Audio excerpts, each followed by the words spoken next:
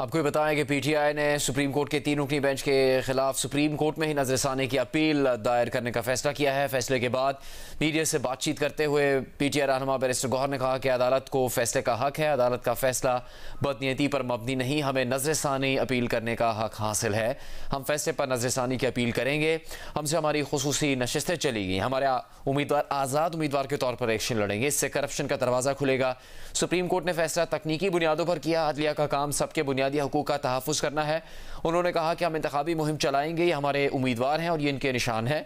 आज़ाद उम्मीदवार पर पार्टी की शराइत लागू नहीं होती, इसलिए मसला तो होगा। आज टेक्निकल बुनियादों पे एक एक पेज पे मुश्तमिल 14 दरख्वास्तें 25 करोड़ अवाम की बुनियादी हकूक़ पर बारी हुई है। इंसाफ होता हुआ नज़र आना चाहिए।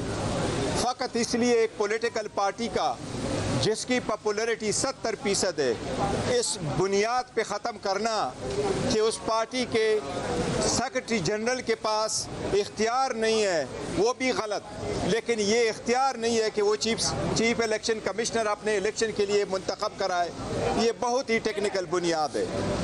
अवाम इस वक्त 12 करोड़ वोटर रजिस्टर वोटर है, उसमें से 10 करोड़ वोटर अल्हम्दुलिल्लाह पीटीआई के हैं।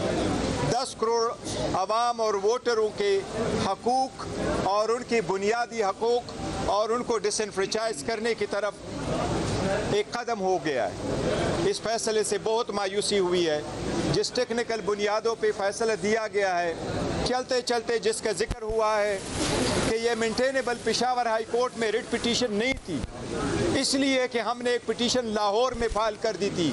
बिल्कुल मिसरीडिंग है इसकी। हमने हाई कोर्ट को बताया था कि हमारी एक पिटीशन पेशावर हाई कोर्ट में पेंडिंग है, वो एक लीगल ग्राउंड पे थी। पहले से पेंडिंग पिटीशनों के साथ वो पिटीशन गई थी। उस पिटीशन में पार्टियां भी डिफरेंट थी, उसमें इशू भी डिफरेंट था।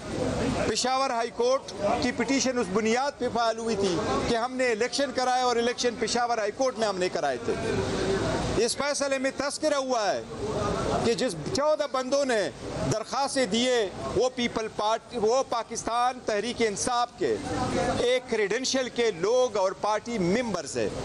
ये बात बिल्कुल सही नहीं है। उनमें से कोई एक भी पाकिस्तान तहरीक इंसाफ का मेंबर कभी रहा नहीं है।